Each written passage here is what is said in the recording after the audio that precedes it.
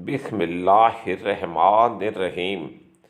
کیا کچھ دوائیں زیادہ عمر کے لوگوں کے لیے خطرناک ہیں؟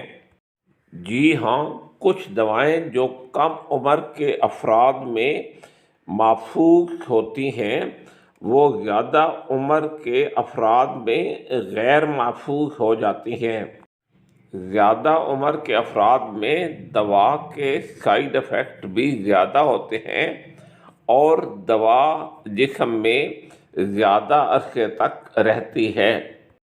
اگلی دفعہ جب آپ اپنے ڈاکٹر صاحب کو وزٹ کریں تو اپنی تمام دوائیں جن میں ہربل میڈیسن بھی شامل ہوں لے جائیں اور ان کو دکھائیں۔ آپ اپنے ڈاکٹر صاحب سے اسپیسیفکلی پوچھیں کہ کیا جو دوائی کی ڈوز آپ لے رہے ہیں وہ زیادہ تو نہیں ہے، اور اگر کسی دوائی کی وجہ سے کوئی سائیڈ ایفیکٹ ہوا ہے تو وہ بھی ڈاکٹر صاحب کو بتائیں۔ ہو سکتا ہے کہ وہ اس کی جگہ آپ کی دوائی چینج کر دیں۔ ایک سے زیادہ دواؤں کا استعمال۔ بعض اوقات اکیلی دوا کے کوئی سائیڈ ایفیکٹ نہیں ہوتے، لیکن اگر اسے کسی اور دوائی کے ساتھ لیا جائے تو اس کے سائیڈ ایفیکٹس ہوتے ہیں۔ اسی طرح کسی دوائی کو کسی خاص فوڈ آئٹم کے ساتھ لیا جائے تو پھر بھی اس کے سائیڈ ایفیکٹس ہوتے ہیں۔ آپ اپنے ڈاکٹر صاحب سے ان ساری چیزوں کے بارے میں پوچھ لیں۔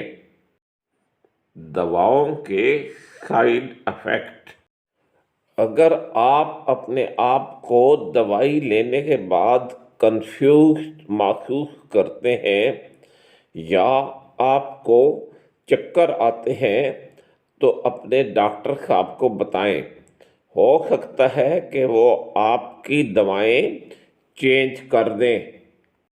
خود کو دواؤں کے اثرات سے کیسے محفوظ رکھیں؟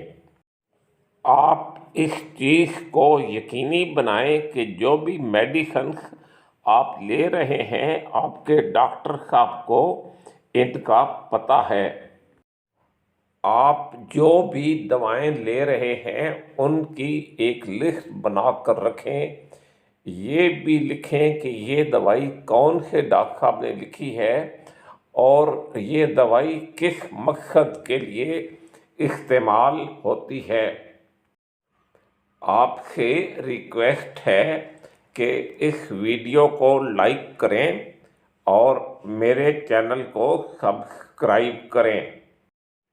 آپ ڈاکٹر صاحب سے یہ بھی پوچھ لیں کہ کیا آپ یہ دوائی کسی اور دوائی کے ساتھ لے سکتے ہیں، اور یہ بھی پوچھ لیں کہ اگر آپ یہ دوائی چھوڑ دیں گے تو اس کے کیا اثرات ہوں گے۔